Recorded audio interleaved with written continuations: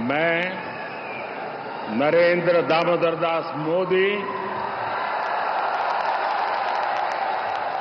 ईश्वर की शपथ लेता हूं कि 9 जून 2024 एक तरफ नरेंद्र मोदी तीसरी बार प्रधानमंत्री पद की शपथ ले रहे थे, दूसरी तरफ जम्मू कश्मीर के रियासी में तीर्थयात्रियों को ले जा रही एक बस पर आतंकवादियों ने बड़ा हमला कर दिया। ये हमला इतने अहम दिन हुआ था कि किसी भी सूरत में इसे संयोग तो नहीं कहा जा सकता। तो सीधे सीधे आतंकवादियों ने सरकार को चुनौती दी और कहीं ना कहीं नरेंद्र मोदी की सरकार को चुनौती दी। साफ तौर पर आतंकियों ने एक मैसेज दिया था, भारत को ललकारा था। इस हमले में 10 लोग मारे गए और करीब 33 लोग घायल हुए थे। हमले के तुरंत बाद बड़े पैमाने पर सर्च ऑपरेशन चलाया गया। दूसरी तरफ दिल्ली में प्रधानमंत्री नरेंद्र मोदी ने भी समीक्षा बैठक की। जम्मू कश्मीर पुलिस ने पूछताछ के लिए 50 लोगों को हिरासत में ले लिया। देश की खुफिया एजेंसी भी अपने काम पर लग गई। एक बात तो साफ थी, इन हमलों के पीछे पाकिस्तान था। ये भारतीय खुफिया एजेंसियों को समझने में देर नहीं लगी और जो टाइमिंग थी उससे भी ये साफ हो गया था। लेकिन कड़ी मशक्कत के बाद आखिरकार एजेंसियों को सफलता मिली और एक नाम सामने आता है 26/11 हमले के मास्टरमाइंड और आतंकी संगठन लश्कर तोयबा के चीफ हाफिज सईद के बेहद करीबी अबू कताल का। अबू कताल की तस्वीर हाफिज सईद के साथ वो भी भारतीय खुफिया एजेंसियों को मिल गई और भारतीय खुफिया एजेंसियों को यह पता चला कि जिस वक्त नरेंद्र मोदी शपथ ले रहे थे उस दौरान जम्मू कश्मीर पर बड़ा आतंकी हमला करने के लिए हाफिज सईद ने अपने राइट हैंड मैन लश्कर के टॉप कमांडर अबू कतल को चुना था।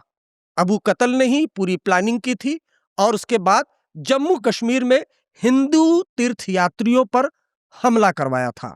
लेकिन अब सवाल यह था कि अबू कतल को पकड़ा जाए तो कैसे पकड़ा जाए, क्योंकि वो तो पाकिस्तान में था। लेकिन हमले के लगभग एक साल बाद मार्च 2025 में टीवी पर एक ब्रेकिंग न्यूज फ्लैश होती है। देखिए, कल रात की ये घटना है। पीओके के झेलम में इसको अज्ञात हमलावरों ने गोली मारी है और आज तक पर अगर आप देखिए तो बकायदा जो लश्कर का चीफ है हाफिज सईद उसके साथ मौजूद दिखाई दे रहा, उसके साथ दिखाई दे रहा अबूल कताल। नमस्कार, आप देख रहे हैं अपना पसंदीदा शो क्राइम ब्रांच। इस शो में हम लोगों से मिलते हैं, बातें करते हैं, कहानियां सुनते हैं उनसे जिनका कभी न कभी किसी न किसी तरह से क्राइम से लेना देना रहा है। तो आतंकी अबू कताल पीओके के झेलम इलाके में मारा गया। अज्ञात हमलावरों ने उसकी गोलियां मार के हत्या कर दी और आपके लिए खबर मैंने खुद आज तक पर ब्रेक की थी। इसमें सबसे ज्यादा दिलचस्प बात यह है कि उसकी हत्या भी उसी पैटर्न पर हुई जो बीते सालों से बार बार देखने को मिल रहा था। कुछ अज्ञात हमलावर यानी अननोन गनमैन आते हैं, बेहद सटीक तरीके से हमला करते हैं और बिना कोई पहचान छोड़े फुर्र से गायब हो जाते हैं। आज के एपिसोड में मैं आपको ऐसी 4 कहानियां सुनाऊंगा जो ये पैटर्न ज्यों का त्यों फॉलो करती हैं। दोस्तों, हाल ही में धुरंधर फिल्म आई जिसने पूरे देश में तहलका मचा दिया। फिल्म की कहानी एक स्पाई की है जो पड़ोसी मुल्क पाकिस्तान में जाकर आतंकवादियों का सफाया करता है। जाहिर है इस मूवी में रणवीर सिंह का कैरेक्टर जसकीरत सिंह रांगी एक काल्पनिक किरदार है। धुरंधर मूवी को कई लोग प्रोपेगेंडा फिल्म बता रहे हैं, इंटेलिजेंस पर वो बात कर रहे हैं सोशल मीडिया पर जिनको इंटेलिजेंस का आई तक नहीं मालूम। तो जाहिर सी बात है उनकी अपनी अपनी वजहें रही होंगी, किसी को कुछ ज्ञान तो है नहीं। जो इंटेलिजेंस कवर करेगा उसी को उसके बारे में मालूम होगा। लेकिन धुरंधर में देश के दुश्मनों को ठिकाने लगाने की जो कहानी दिखाई गई है वो सच्चाई के कितने करीब है, हम आज उसी मॉडस ऑपरेंडी को इन 4 सच्ची कहानियों से समझाने की कोशिश करेंगे कि आखिर वो कौन है जो देश के गुनाहगार आतंकियों को पाकिस्तान की धरती पर चुन चुन कर अभी भी मार रहा है। यानी पाकिस्तान में धुरंधर अभी भी मौजूद है। फिल्म में तो धुरंधर वापस इंडिया आ जाता है, लेकिन आज हम इस एपिसोड में खुलासा करने जा रहे हैं कि धुरंधर पाकिस्तान के कोने कोने में मौजूद है और आज भी वो अपना काम कर रहा है। जम्मू कश्मीर के पुंछ और राजौरी इलाके में जितने भी आतंकवादी हमले होते थे, वो उसका जो मास्टरमाइंड था वो जियाउर रहमान उर्फ अबू कतल ही था और हाफिज सईद ने खुद इसको रिक्रूट किया था। और ये भी बताया जाता है कि लश्कर के जो आतंकवादी हैं उनके बीच और हाफिज सईद के बीच की कड़ी अबू कतल है। तो जैसा मैंने तब रिपोर्टिंग करते हुए बताया था कि अबू कताल कोई छोटा मोटा ऑपरेटिव नहीं था, बल्कि लश्कर तोयबा का एक बड़ा ऑपरेशनल कमांडर था। पीओके में बैठकर उसने जम्मू कश्मीर में होने वाले कई हमलों की साजिश रची थी। उसका नाम राष्ट्रीय जांच एजेंसी यानी एनआईए की चार्जशीट में दर्ज था। खासकर 2023 के राजौरी हमले के सिलसिले में, जिसमें 7 लोग मारे गए, जांच में ये बात भी सामने आई कि अबू कताल ने न सिर्फ इस हमले की योजना बनाई, बल्कि आतंकियों को लॉजिस्टिक सपोर्ट, छिपने की जगह और जरूरी सामान उपलब्ध कराने में उसकी अहम भूमिका थी। अबू कताल हाफिज सईद के साथ पाकिस्तान में बैठकर लगातार जम्मू कश्मीर में सुरक्षा बलों पर आतंकी हमले करवा रहा था। जिस तरह से अबू कताल को पाकिस्तान में निपटाया गया, वो भी कोई फिल्मी कहानी मालूम पड़ती है। 15 मार्च रात करीब 8 बजे कुछ अज्ञात हमलावर आते हैं और उस पर ताबड़तोड़ फायरिंग कर देते हैं। एक आतंकवादी होते हुए भी अबू कताल को पाकिस्तान आर्मी ने सिक्योरिटी दी थी। अंदाजा लगाइए, आतंकवादी को सुरक्षा दी थी। उसके साथ एक गनमैन भी था। अब आप सोचिए जरा, साथ में एक गनमैन होते हुए भी हमलावरों ने अबू कताल को बड़ी आसानी से मौत के घाट उतार दिया, जिससे ये साफ होता है कि हमलावरों को उसकी मूवमेंट, उसकी सुरक्षा, उसके रूटीन की पूरी जानकारी थी। दिलचस्प बात यह है कि इस हमले के बाद भी कोई संगठन सामने नहीं आया, किसी ने जिम्मेदारी नहीं ली, लेकिन एक नाम चर्चा में रहा, अननोन गनमैन यानी अज्ञात हमलावर। तो सवाल सिर्फ इतना नहीं कि अबू कताल की हत्या किसने की, असली सवाल ये है, क्या ये आपसी दुश्मनी का मामला है या फिर इसके पीछे कोई ऐसी ताकत है जो सामने आए बिना भी इसे अंजाम दे रही है। यकीन नहीं आता तो दूसरी कहानी सुन लीजिए। इसी सवाल को एक दूसरी कहानी से समझते हैं। 2013 में पाकिस्तान की एक जेल के अंदर जो हुआ, उसने भारत में करोड़ों लोगों को झकझोर दिया। सरबजीत सिंह, जो सालों से पाकिस्तान की जेल में बंद थे, उन पर अचानक कैदियों ने हमला कर दिया। यह हमला इतनी बेरहमी से किया गया था कि कुछ दिनों बाद अस्पताल में सरबजीत की मौत हो गई। सरबजीत सिंह की कहानी आपने शायद सुनी भी हो, जिस पर एक फिल्म भी बनी थी, जिसमें रणदीप हुड्डा ने सरबजीत का किरदार निभाया था और उनकी बहन का किरदार निभाया था ऐश्वर्या राय ने। सरबजीत को 1990 में पाकिस्तान के लाहौर और फैसलाबाद में हुए 4 बम धमाकों के सिलसिले में पाकिस्तान में गिरफ्तार किया गया था। इन धमाकों में कम से कम 10 लोग मारे गए थे। सरबजीत पर जासूसी के आरोप लगाए गए, उन्हें रॉ का एजेंट बताया गया, जबकि वो पंजाब के तरनतारन के एक निर्दोष किसान थे। पाकिस्तान का कहना था कि सरबजीत ही दरअसल मंजीत सिंह है, जिसने बम धमाकों को अंजाम दिया। इसके बाद उन पर लाहौर की एक अदालत में मुकदमा चला और पहली बार 1991 में उनको मौत की सजा सुनाई गई। सरबजीत की बहन ने उन्हें बचाने की बहुत कोशिश की थी, लेकिन जेल में उन्हें मार दिया गया। यहाँ तक कि जो सरबजीत की बहन है वो पाकिस्तान भी गई थी, जिसकी कवरेज पूरी भारतीय मीडिया ने की थी। अब बात करते हैं उस शख्स की जिसने सरबजीत की जेल में हत्या की थी। उसका नाम था आमिर सरफराज, जिसे लोग तांबा के नाम से भी जानते थे। ऐसा जुर्म करने पर भी पाकिस्तान की एक अदालत ने 2018 में सबूतों की कमी का हवाला देते हुए उसे बरी कर दिया। धीरे धीरे आमिर सरफराज का लाहौर में रसूख बढ़ता चला गया। जाहिर सी बात है, पाकिस्तानी खुफिया एजेंसी आईएसआई ने आमिर को कहा था सरबजीत की हत्या करने के लिए।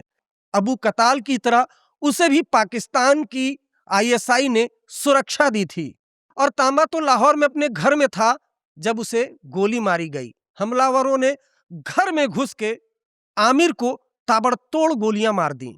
बहुत बुरी तरीके से घायल तांबा को अस्पताल ले जाया जाता है, लेकिन वहां पहुंचने से पहले ही उसकी मौत हो गई। हालांकि कुछ रिपोर्ट्स ये भी कहती है कि उसकी मौके पर ही मौत हो गई थी। इस खबर को भी मैंने ही ब्रेक किया था। सोर्सेस हैं वो बताते हैं कि इसको सिक्योरिटी मिली हुई थी, आर्म्स गार्ड इसके साथ 24 घंटे रहते थे। दोपहर के वक्त तकरीबन 1 बजे जो लाहौर का संत नगर का इलाका है, वहां पर जब आमिर सरफराज अपने लोगों के साथ घूम रहा था, तभी अननोन गनमैन वो आते हैं और बेहद करीब से इसको गोली मारते हैं। पाकिस्तान के गृह मंत्री मोहसिन नकवी ने आरोप लगाया था कि तांबा पर हुए हमले के पीछे भारत का हाथ है। हालांकि पाकिस्तान ने यह दावा बिना किसी सबूत के किया। ऐसे जितने भी हमले हुए, लगभग सभी में पाकिस्तान ने भारत पर ही आरोप लगाया। लेकिन भारत का स्टांस क्लियर था, भारत ऐसी एक्स्ट्रा जुडिशियल किलिंग नहीं करता। इन सभी वारदातों में हमलावर काम पूरा करके बिना कोई सुराग छोड़े निकल जाता है, जैसे धुरंधर करता था फिल्मों में।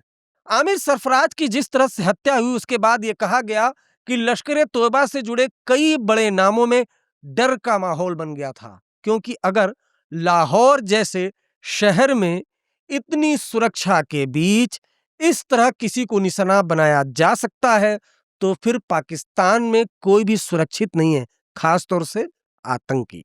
अब अगर आपको लगता है कि ये 2 मामले अपवाद हैं, तो कहानी यहीं खत्म नहीं होती, क्योंकि इससे कुछ महीने पहले दिसंबर 2023 में पाकिस्तान के कराची शहर में एक और खबर सामने आती है। अदनान अहमद उर्फ हंजला अदनान की बात करें तो इंडियन एजेंसीज की लगातार रडार पर था।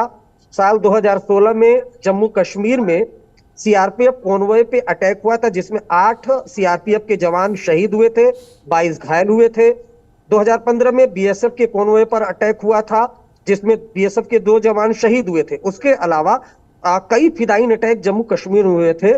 उसको कोऑर्डिनेट करता था पाकिस्तान में बैठकर लश्कर का ये आतंकी, जिसको अज्ञात हमलावरों ने गोली मारी है। 26/11 हमलों के मास्टरमाइंड हाफिज सईद का बेहद करीबी हंजला अदनान लश्कर का एक कम्युनिकेशन एक्सपर्ट था, जो नए लोगों को अपने नेटवर्क में शामिल करने, उन्हें प्रभावित करने और धीरे धीरे कट्टरपंथ की तरफ धकेलने का काम करता था। सुरक्षा एजेंसियों के मुताबिक वो उन लोगों में शामिल था जो जम्मू कश्मीर में फिदायीन हमलों की प्लानिंग और एग्जीक्यूशन के बीच की अहम कड़ी बनते हैं, यानी जमीन पर हमला करने वालों और ऊपर से निर्देश देने वालों के बीच का पुल। उसका नाम 2016 के पंपोर हमले से भी जुड़ा रहा, जहां सीआरपीएफ के काफिले पर हमला किया गया था। इसी तरह 2015 में उधमपुर में बीएसएफ के काफिले पर हुए हमले में भी उसकी संलिप्तता बताई जाती है। इसके अलावा श्रीनगर और पुलवामा के कई फिदायीन हमलों में भी उसकी भूमिका की बात सामने आई थी। इन्हीं हमलों की जांच करते हुए भारतीय जांच एजेंसियों को पता चला कि वो पाकिस्तान के रावलपिंडी में छिपा है, जिसके बाद उसे तुरंत रावलपिंडी से कराची शिफ्ट किया गया। जाहिर सी बात है, डर का माहौल था पाकिस्तान में। एक एक करके जो अज्ञात हमलावर है वो पाकिस्तान में आतंकियों को निशाना बना रहा था। तो रावलपिंडी से हंजला अदनान को कराची शिफ्ट किया गया ताकि वो और सुरक्षित रह सके और अपनी गतिविधियों को जारी रख सके। उसे पाकिस्तान में कड़ी सुरक्षा दी गई थी, लेकिन ये सुरक्षा भी उसे ज्यादा समय तक नहीं बचा पाई। जानते हैं क्यों? क्योंकि दिसंबर की 2 और 3 तारीख की रात जब वो कराची में अपने सेफ हाउस में था, तभी अज्ञात हमलावरों ने उस पर हमला कर दिया। बताया जाता है कि हमलावरों ने बेहद सटीक तरीके से गोलीबारी की और कुछ ही पलों में वहां से गायब हो गए। हंजला को गंभीर हालत में अस्पताल ले जाया गया, जहां उसे गुपचुप तरीके से भर्ती करवाया गया था, लेकिन 5 दिसंबर को उसकी मौत हो गई। इस हत्याकांड को भी मैंने ही सबसे पहले ब्रेक किया था। इससे यह सवाल और मजबूत हो जाता है कि आखिर हमलावरों के पास पाकिस्तान में मौजूद आतंकियों की इतनी सटीक जानकारी कहां से आई और वो कैसे इतनी आसानी से इस ऑपरेशन को अंजाम देकर निकल गए। हंजला अदनान की मौत को लश्कर तोयबा के लिए एक बड़ा झटका माना गया, क्योंकि वो संगठन में नए लोगों को जोड़ने और पूरे नेटवर्क को जिंदा रखने में अहम भूमिका निभाता था। लेकिन कहानी यहीं नहीं रुकती, क्योंकि इसी सिलसिले में पठानकोट एयरबेस पर हमले का मास्टरमाइंड शहीद लतीफ अल बद्र का कमांडर खालिद रजा, खालिस्तान कमांडो फोर्स का प्रमुख परमजीत सिंह पंजवार उर्फ मलिक सरदार सिंह और धुरंधर फिल्म से फिर से चर्चा में आए IC-814 का हाईजैकर जहूर मिस्त्री, ये सब शामिल हैं। शाहिद लतीफ था, ये जैश ए मोहम्मद का जो आतंकी संगठन जैश ए मोहम्मद है उसका ये टेररिस्ट है और लगातार ये जम्मू कश्मीर में एक के बाद एक आतंकी हमले करवा रहा था, जिसके बाद NIA ने इसे वांटेड घोषित किया था और भारत सरकार की तरफ से ये डेजिग्नेटेड टेररिस्ट है। सियालकोट पाकिस्तान में एक जगह है जहां पर इसको अज्ञात हमलावरों ने गोली मारी है और मौके पर ही इसकी मौत हो गई है। अब तक आपने 3 कहानियां सुनी, अबू कताल, आमिर सरफराज उर्फ तांबा और हंजला अदनान की, लेकिन ये काफी पुराने मामले थे। अब आपको पिछले साल का ही एक वाकया सुनाते हैं। 2025 में आई एक खबर इस पूरे पैटर्न को और भी गहरा बना देती है। ये कहानी है सैफुल्लाह खालिद की, जो एक चलता फिरता आतंक का नेटवर्क था। 18 मई 2025 को खबर आती है कि पाकिस्तान के सिंध प्रांत में अज्ञात हमलावरों ने सैफुल्लाह खालिद को मार गिराया, और वही सेम पैटर्न, कुछ अज्ञात हमलावर आए और उन्होंने हत्या कर दी। सैफुल्लाह खालिद लश्कर तोयबा और जमात उद दावा के लिए काम करता था। उसकी सबसे बड़ी ताकत बंदूक नहीं बल्कि उसका नेटवर्क था। ये हाफिज सईद के लिए बड़ा झटका है, क्योंकि लश्कर तोयबा का नेपाल मॉड्यूल का इंचार्ज था सैफुल्लाह खालिद और कई अलग अलग नाम से ये ऑपरेट करता था। जब हमारी खुफिया एजेंसियों को इसके बारे में जानकारी मिली, तब ये नेपाल से फरार होकर पाकिस्तान में शिफ्ट हो गया था और हाफिज सईद के इशारे पर लश्कर तोयबा और जमात उद दावा के लिए जो सिंध प्रोविंस है हैदराबाद, वहां पर रिक्रूटमेंट को अंजाम देता था। उसकी सबसे खास बात यह थी कि वो कभी एक नाम में नहीं रहा। नेपाल में वो विनोद कुमार बनकर रहता था, वहीं पाकिस्तान में अलग अलग नामों से छिपकर घूमता था। नेपाल में तो उसने एक शादी भी की थी। अगर भारत में उसके कनेक्शन देखें तो उसका नाम कई बड़े हमलों से जुड़ा है। साल 2006 में नागपुर में RSS मुख्यालय पर हमले की साजिश में उसका नाम सामने आया था, जहां आतंकियों ने पुलिस की वर्दी पहनकर एम्बेसडर कार में घुसने की कोशिश की। हालांकि उस वक्त सुरक्षा बलों ने समय रहते ही उन्हें मार गिराया और एक बड़ा हमला टल गया था। इसके अलावा 2008 में उत्तर प्रदेश के रामपुर में CRPF कैंप पर हुए हमले में भी उसकी भूमिका बताई जाती है, जिसमें कई जवान शहीद हुए थे। साल 2005 में बेंगलुरु के इंडियन इंस्टीट्यूट ऑफ साइंस में हुए हमले में भी उसका नाम जुड़ा, जहां एक प्रोफेसर की जान चली गई थी। अच्छा, आप आतंकियों और पाकिस्तान का कनेक्शन जरा देखिए कि जब सैफुल्लाह की मौत के बाद जो तस्वीरें सामने आई, उसमें उसका शव पाकिस्तानी झंडे में लिपटा हुआ दिखाई दिया और उसके जनाजे में कई आतंकी संगठनों से जुड़े लोग मौजूद थे। भारत के ये दुश्मन जो कभी पाकिस्तान में अपने आप को सबसे ज्यादा महफूज समझते थे, अब उनको ये लगने लगा है कि पाकिस्तान में भी वो सुरक्षित नहीं है, क्योंकि 2020 और 2026 की शुरुआत के बीच पाकिस्तान में अज्ञात हमलावरों ने लश्कर तोयबा, जैश-ए मोहम्मद और हिजबुल मुजाहिदीन के करीब 20 से 32 आतंकियों को मार गिराया है। कराची, लाहौर और रावलपिंडी जैसे शहरों में मोटरसाइकिल पर सवार बंदूकधारी अक्सर करीब से गोलीबारी करते हैं। 8 सितंबर 2023 को भी POK की एक मस्जिद में रियाज अहमद उर्फ अबू कासिम की नमाज के दौरान हत्या कर दी गई थी। और आपको बता दूं कि जो धुरंधर मूवी है उसमें भी इस हत्याकांड को दिखाया गया है। सवाल ये बना हुआ है कि क्या ये मामले अलग अलग घटनाएं हैं या किसी बड़े सिलसिले का हिस्सा है। पाकिस्तान के बाहर भी खतरे की छाया पीछा करती नजर आती है। लाल मोहम्मद, जो नकली इंडियन करेंसी के धंधे में शामिल एक संदिग्ध ISI एजेंट था, उसे पिछले साल नेपाल के काठमांडू के बाहरी इलाके में पीछा करके गोली मार दी गई थी। जून 2021 में भी आतंकवादी हाफिज सईद के पड़ोस में एक खतरनाक विस्फोट हुआ था। इससे पहले लाहौर में हुए एक विस्फोट में उसका बेटा तलहा सईद घायल हुआ था। इस बीच पाकिस्तान भारत पर आरोप लगाता रहा। पाकिस्तान के गृह मंत्रालय ने न केवल भारत की रॉ को दोषी ठहराया, बल्कि बरेली जेल में आजीवन कारावास की सजा काट रहे पूर्व अंडरवर्ल्ड डॉन बबलू श्रीवास्तव पर भी उंगली उठाई। हालांकि नई दिल्ली के इंटेलिजेंस एक्सपर्ट ने इन दावों को सिरे से खारिज करते हुए जोर दिया कि रॉ हत्याओं में शामिल नहीं है। इन सभी घटनाओं के बीच पाकिस्तान लगातार एक ही बात कहता रहा है कि इन हत्याओं के पीछे भारत का हाथ है। कुछ एक्सपर्ट इस पूरी कहानी को एक अलग नजरिए से देखते हैं।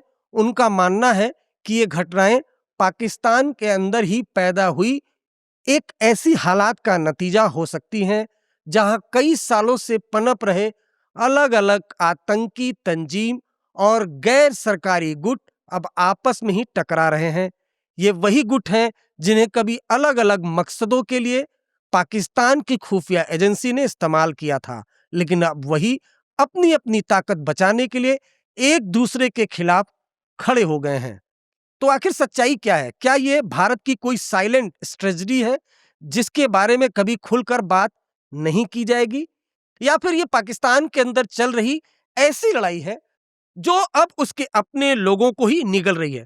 शायद इसका स्पष्ट जवाब अभी किसी के पास नहीं है, लेकिन एक बात जरूर साफ है कि हत्याएं आतंक की एक बदलती हुई दुनिया की झलक है। तो इस पॉडकास्ट में हमने ये आपको बताने की कोशिश की कि बीते कुछ सालों से पाकिस्तान में वो आतंकवादी जो इंडिया के मोस्ट वांटेड आतंकी हैं, उनको चुन चुन कर कोई मार रहा है। अक्सर अज्ञात हमलावर आता है और गोली मार के हत्या कर देता है। धुरंधर मूवी में ऐसे कई सीन हैं, ऐसे कई आतंकी हैं जिनकी हत्या को फिल्माया गया है, जिसमें जो रणवीर सिंह है वो जाता है और हत्या करके वापस लौट जाता है। दरअसल वो सच्ची कहानियां हैं।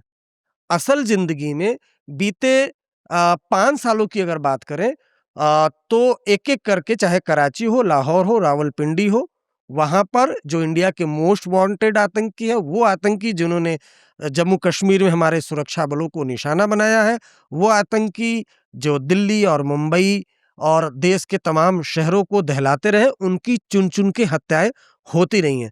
तो ऐसे में धुरंधर को जो लोग प्रोपेगेंडा बता रहे हैं, मैं सिर्फ उनको ये बताना चाहता हूँ कि मैं फिल्म की नहीं बात करता हूँ, लेकिन पाकिस्तान में अभी भी धुरंधर अलग अलग शहरों में घूम रहा है और उस धुरंधर से पाकिस्तान के जो आतंकी हैं, जो अपने आप को कभी खुद पाकिस्तान में महफूज समझते थे, वो उन धुरंधरों से थर थर कांप रहे हैं।